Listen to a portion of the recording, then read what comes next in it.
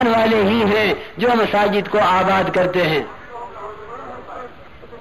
اب یہ مساجد کی آبادی میں جس طرح 5 نمازیں ہیں، جو کہ اس طرح 5 کام مسجد کے لیے ضروری ہیں، جو اہمیت 5 نمازوں کی، فجر، ظہر، عصر، مغرب، عشاء، اسی طرح 5 کام ہیں ہر مسجد وار جماعت کے۔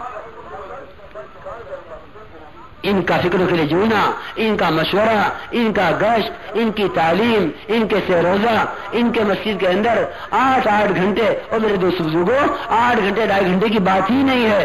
بات تو یہ ہے کہ جناب رسول اللہ صلی اللہ علیہ وسلم نے ہر امتی کو مسجد والا بنایا تھا، ہر امتی کو مسجد والا بنایا تھا۔ امت اپنے سارے مسائل میں مسجد سے رجوع کرتی تھی۔ اگر ملک پر کوئی مسئلہ آیا ہے، اگر ملک کی سطح پر کوئی مسئلہ آیا ہے تو بھی مسجد، حاکم کے لیے بھی مسجد، گورنر کے لیے بھی مسجد، وزیر کے لیے بھی مسجد، فقیر کے لیے بھی مسجد، سرمایہ دار کے لیے بھی مسجد، عالم کے لیے بھی مسجد، جاہل کے لیے بھی مسجد۔ اگر آسمانی بلا آئی اس کے لیے بھی مسجد، اگر زمین سے کوئی لاوا نکلا ہے اس کے لیے بھی مسجد، اگر قحط سالی آئی ہے اس کے لیے بھی مسجد۔ یا ایھا الناس انتم الفقراء الی اللہ، کہ سارے کے سارے انسانوں کو اللہ تعالی کی طرف فقیر بنایا ہے، کہ تم اللہ کی طرف فقیر ہو، اللہ سے لے لو، اللہ سے لو، اور اللہ سے لینے کا راستہ دنیا کے اندر مسجد کے علاوہ خدا کی قسم کوئی راستہ نہیں ہے، کوئی شعبہ نہیں ہے کہ تم غریبوں کی طرح اور تم محتاجوں کی طرح مسجدوں میں آؤ۔ بھائی ادھر ادھر نہ دیکھو، ہاں اللہ کے غیر کون دیکھو، اللہ کی ذات کی طرف متوجہ رہو، اور جو بات کی جائے دھیان سے سنو، ادھر ادھر نہ دیکھو۔ اللہ کے غیر کو نکالنے کے جا رہے اپنے اندر سے، اس لیے ادھر نہ دیکھو بالکل۔ تو آج یہ کر رہا ہوں کہ مسجد کے علاوہ امت میں دین کے آنے کا کوئی راستہ نہیں، مسجد کے علاوہ امت میں دین کے آنے کا کوئی راستہ نہیں ہے۔ اب مسجد کے اعمال میں امت یہ سمجھی ہوئی ہے کہ مسجد کا عمل صرف نماز ہے۔ میرے دوستو بزرگوں، نماز اعمال مسجد میں سے ایک اہم عمل ہے، اس میں کوئی شک نہیں کہ نماز بہت اہم چیز ہے۔ نماز معراج المومن ہے، نماز کفر و اسلام کے درمیان فرق کرنے والی ہے۔ جس نے نماز کو قائم کیا اسے دین کو قائم کیا، جس نے نماز کو چھوڑ دیا اسے دین کو ڈھا دیا۔ اس میں کوئی شک نہیں کہ سب سے پہلے قیامت میں نماز کے بارے میں سوال ہوگا، لیکن یہ نماز بنے گی کیسے اور ساری امت میں نماز آئے گی کیسے، اس کو اللہ تعالیٰ نے قرآن پاک میں صاف کہا ہے۔ اور قاضی ثناء اللہ رحمۃ اللہ پانی پتی وہ تو یہ فرماتے ہیں انما یعمر مساجد اللہ من آمن باللہ میں کہ تعلیم مسجد کے کاموں میں داخل ہے، کہ جو حکم نماز کا ہے وہ تعلیم کا ہے۔ میرے دوست بزرگوں، جس طرح صرف سجدے کا نام نماز نہیں ہے، اس طرح صرف نماز کا نام مسجد نہیں ہے۔ اس طرح نماز، سجدہ، رکوع، قیام، قاعدہ، اس سب تمام ارکان اور افعال کا مجموعہ کا نام نماز ہے۔ اس طرح گشت، تعلیم، مشورہ، فکروں کے لیے جڑنا اور جماعتوں کا اس پہ ساری فتوحات اور سارے تقاضے اور سارے ملکوں میں اسلام کا پھیلنا، وہ تمام کا تمام اور تقاضوں کا پورا ہونا وہ اس مسجد سے ہوا ہے۔ اس مسجد میں کوئی دروازہ نہیں تھا، اس مسجد میں سن 9 ہجری تک چراغ نہیں تھا، اس مسجد کے اندر وہ کام تھا جس کام کے ذریعے سے بجائے چراغوں سے روشنی نکلنے کے پیروں کے انگوٹھوں سے روشنی نکلا کرتی تھی۔ آج مسجد میں بڑی روشنی ہے، دلوں میں بڑا اندھیرا ہے، یہ مخلوق روشنی ہے، اس سے مخلوق ہی نظر آ سکتی ہے، لیکن المؤمن ينظر بنور اللہ، المؤمن ينظر بنور اللہ، کہ اللہ والا نور وہ تو اعمال مسجد سے آئے گا، اللہ والا نور اعمال مسجد سے آئے گا۔ اس کی مسجد کی 24 گھنٹے کی آبادی جب تک وہاں میرے دوست بزرگوں یوں کہہ دینا کہ نہیں ہو سکتا، سارے کارخانے، سارے ہوٹل، سارے اسٹیشن اور سارے ایئرپورٹ اور ساری دنیا کے شعبے جو باطل شعبے ہیں جن سے دین کے آنے کا کوئی امکان نہیں، وہ محض ضرورت کی حد تک ہیں، وہ مقصد حیات نہیں ہیں۔ جب ان وہ شعبے سارے کے سارے 24 گھنٹے چل رہے ہیں تو کیا مساجد 24 گھنٹے آباد نہیں ہو سکتی؟ جب دکان سے ہر فرض کا ہر وقت مسئلہ متعلق نہیں ہے اور وہاں 15 گھنٹے اس کو آباد کیے ہوئے ہے، تو جو مسجد جس سے ہر فرد کا مسئلہ ہر وقت متعلق ہے اور ہر حاجت چھوٹی اور بڑی وہ اللہ کی ذات سے پوری ہونی ہے، اور اس کو مانگنے کے لیے مسجد میں آنا ہے، تو بتاؤ اس مسجد کے لیے 2.5 گھنٹے 8 گھنٹے کیسے کافی ہو جائیں گے؟ ہمیں اپنی محنت کے رخ کو بدلنا ہے. ہمیں تو بننا ہی مسجد والا ہے کہ اب مسجد کے ایک ایک عمل کو نماز کی طرح اہم سمجھ کے کریں.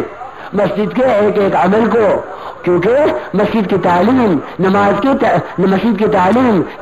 تحسین کے لیے، قرآن کا حلقہ نماز کی تکمیل کے لیے، مسائل کی تحقیق نماز کی تشریح کے لیے، اور گشتوں کا کرنا یہ نماز کے قیام کے لیے. بتاؤ یہ چیزیں اہم ہوئی یا نہیں ہوئی؟ اگر یہ سارے کام نہیں ہوں گے تو نماز نہیں بنے گی. یہ سارے کام نہیں ہوں گے تو نماز نہیں بنے گی. ہمیں یہ سارے کام کرنے ہیں، اور کیونکہ مقصد جو ہے وہ مقصد تو اصل امت کو وہاں پہنچانا ہے جہاں جناب رسول اللہ صلی اللہ علیہ وسلم امت کو چھوڑ کر گئے ہیں. وہاں پہنچانے کے لیے اس کے علاوہ کوئی راستہ نہیں ہے اور آپ کے صحابہ کرام نے اختیار کیا ہے. جب ماہر آثار اندر پوچھا گیا کہ جی آپ اس کام سے کیا چاہتے ہیں؟ ماہر آثار نے فرمایا کہ خدا کی قسم اس کے سوا کچھ نہیں چاہتا کہ امت کو جہاں بنا کر چھوڑا تھا امت وہاں پہنچ جاوے. لیکن وہاں پہنچے گی کیسے؟ یاد رکھیو میرے دوست بزرگوں، دعاؤں سے کام نہیں چلے گا جب تک امت دعوت پر نہیں آئے گی. کہ دعا کرو ہدایت ہو جائے، اور دعا کرو معاشرے میں سدھار آ جائے، اور دعا کرو اخلاق ٹھیک ہو جائے، اور دعا کرو معاملات درست ہو جائے، اور دعا کرو ایمان بن جائے، اور دعا کرو عبادات میں کمال پیدا ہو جائے، اور دعا کرو مکمل پہ آ جائے. میرے دوست بزرگوں، کوئی راستہ نہیں ہے سوائے دعوت کے. وہ تو جب آدمی دعوت والا بنتا ہے تب دعا والا بنتا ہے. دعا اور دعوت انبیاء علیہ السلام کے ساتھ دونوں چیزیں متلازم ہیں، دونوں ایک دوسرے کو متلازم ہے. جب امت دعوت چھوڑے گی دعا خود بخود چھوڑ دے گی. آج امت جو پریشان ہے، آج جو امت حیران ہے اور اپنے مسائل میں سرگرداں ہے اور ایک دوسرے کو کھا رہا ہے، ایک دوسرے کا خون پی رہا ہے، یہ ساری کی وجہ یہ ہے کہ امت نے دعوت کو چھوڑ کر اللہ کے خزانے سے لینے کا راستہ اور اللہ کے خزانے سے استفادے کا راستہ منقطع کر لیا. ادعونی استجب لکم، ایک امتی کو دعا والا بنایا گیا تھا، ایک امتی کو دعا والا بنایا گیا تھا. اللہ تعالیٰ نے تو اس امت کو دعا میں انبیاء علیہ السلام والا مقام عطا فرمایا ہے. ادعونی استجب لکم یہ نبیوں کا مقام ہے، لیکن اس امت کی خصوصیت ہے کہ مجھ سے مانگو میں دوں گا. ہر قوم اپنا کام اپنے نبی کے ذریعے کراتی تھی، اے موسیٰ یہ کروا دو، اے موسیٰ یہ کروا دو. لیکن اللہ تعالیٰ نے اس امت کو، امت محمدیہ کو دعا کے معاملے میں کیونکہ دعوت کا کام اس امت کے سپرد کیا ہے، اس لیے جو نبوت والا کام دعا کا تھا وہ بھی امت کو دیا ہے. لیکن امت نے دعوت کو چھوڑ کر دعا کو چھوڑ دیا.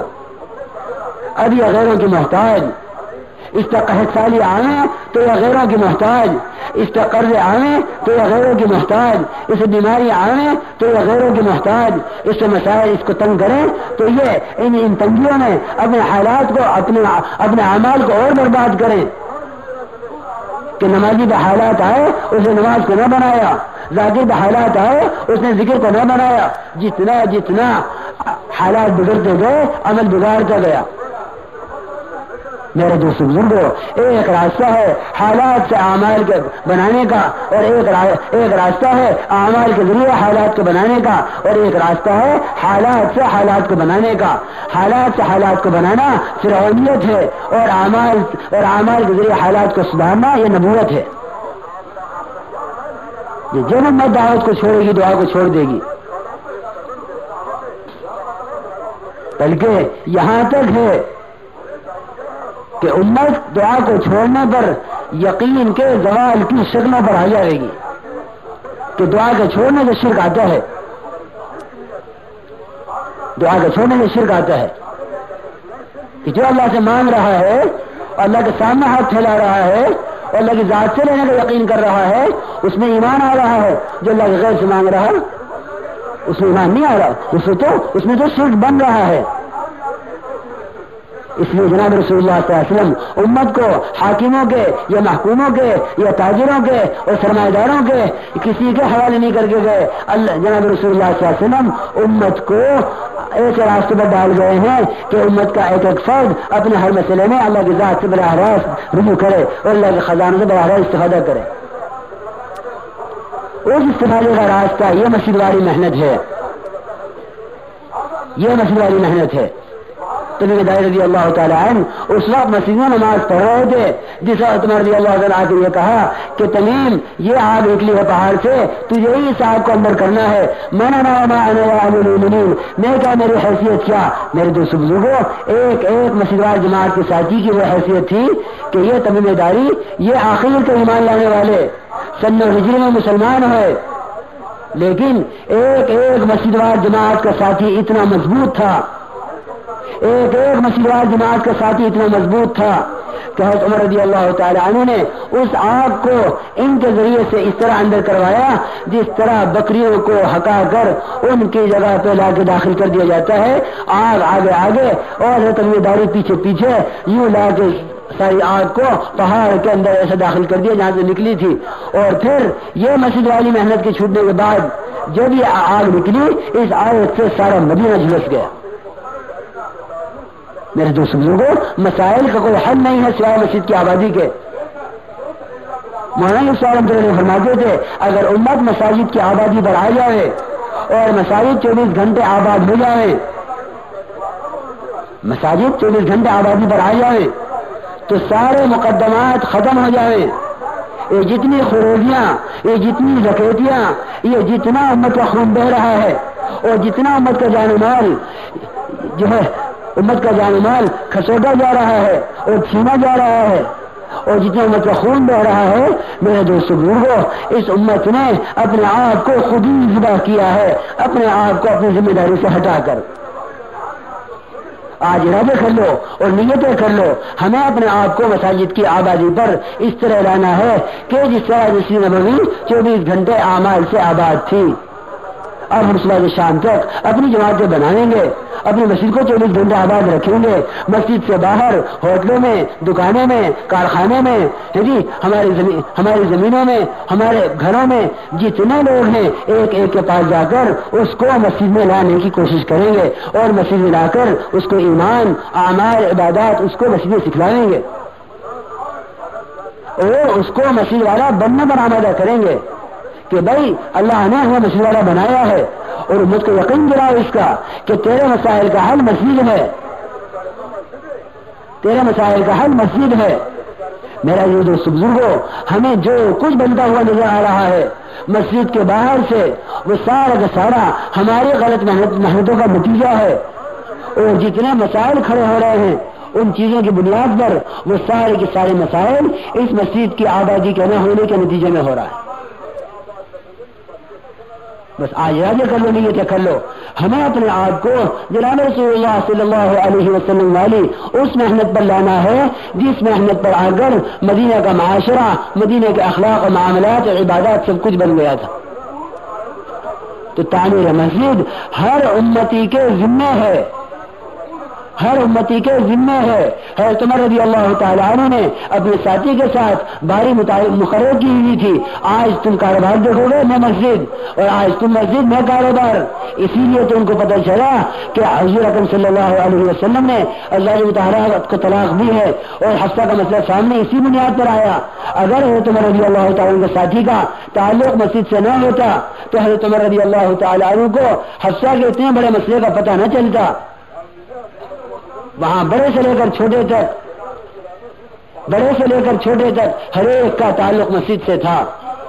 ایک مسجد وار جماعت کا ساتھی اگر وہ کشتی کا بادبان ہے اور کشتی چلانے والا ہے وہ اکرمہ کو جانے نہیں دے گا, وہ اکرمہ کو جانے نہیں دے گا.